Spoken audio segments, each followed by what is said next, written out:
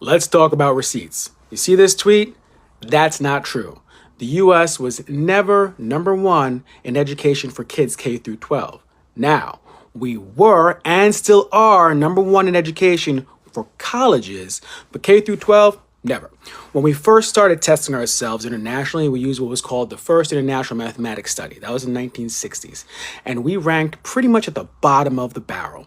True story. As time went on, we actually improved, but we always found ourselves either at the top of the lower third or at the bottom of the middle of the pack.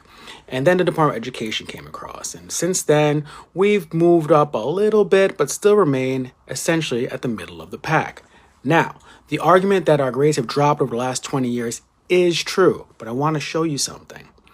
If you look at this chart, that's across the entire world.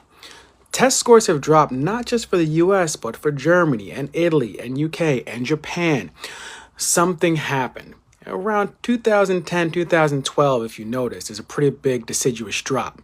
And if you ask yourself what happened and think about it for half a second, you realize that's really when social media and YouTube got very popular and very accessible to our youth. Snapchat came out in 2011. Instagram came out in 2010. YouTube adjusted their features for kids in 2010. The rise of kids owning their own screens exploded literally at 2010. So it's not education, it's not the Department of Education, it's not federal bureaucracy, it's screen time, to be honest, that's really messed with our kids' heads, and it's happened globally.